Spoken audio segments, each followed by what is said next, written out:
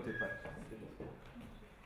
Imaginez-vous, un matin, vous vous réveillez et on vous apprend que 4 hommes à bord d'un vaisseau spatial sont aujourd'hui aux abords de Pluton. Forcément, si je vous le dis comme ça, bien sûr, vous pensez que c'est absurde, voire même inimaginable. Mais de suite, on oublie qu'il existe des milliers de salariés qui travaillent pour des organisations spatiales telles que SpaceX ou la NASA, dans un but d'aller toujours plus loin à la conquête de l'espace.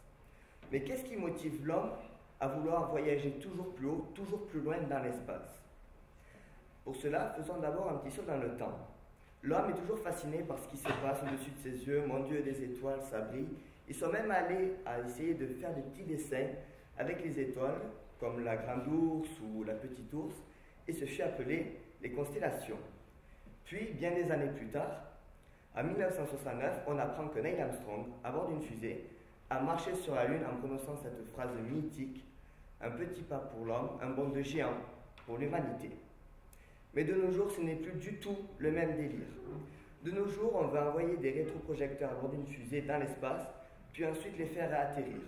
Puis, dans quelques années plus tard, on veut envoyer ensuite des personnages, des civils, dans ces fusées de façon à ce qu'ils puissent réaliser un petit tour dans l'espace.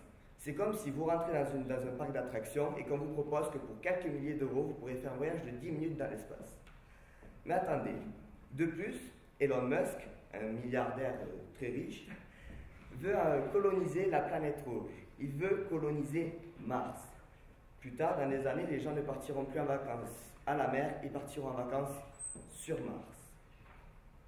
Mais l'homme, un bon perfide, insatisfait, on peut se demander quelle est la seule limite à la réalisation de tous ces projets. Ici, qui a vu Interstellar? Bon, moi je ne l'ai pas vu, mais je me suis renseigné et j'ai vu des scènes où on voit les personnages s'endormir et se réveiller bien des années plus tard sans qu'ils aient pris aucune ride, aucun âge de vieillesse en plus. Eh bien en fait, ça s'appelle la cryogénisation. Mais qu'est-ce que la cryogénisation? Ça se déroule en 3 étapes. Premièrement, on vous injecte un produit dans le sang qui est tenu secret par les laboratoires qui le construisent, qui vient stopper votre division cellulaire, ainsi vous ne produisez plus de matière et vous n'en perdez pas. De plus, on vous enferme dans un sac plastique. Ce sac plastique est ensuite plongé dans de l'azote liquide. L'azote liquide, c'est un gaz qui est froid de moins 180 degrés. Et ce froid intense, voire même extrême, vient ralentir votre rythme cardiaque à 2 pulsations par minute.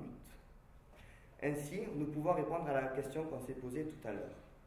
Quelle est la limite à la réalisation de tous ces projets? Eh bien, quand on dort, on rêve. Et ainsi, la limite à tous ces projets, c'est le rêve de celui qui les construit. Parce que les avancées technologiques ne sont pas encore assez grandes pour réaliser tous ces projets.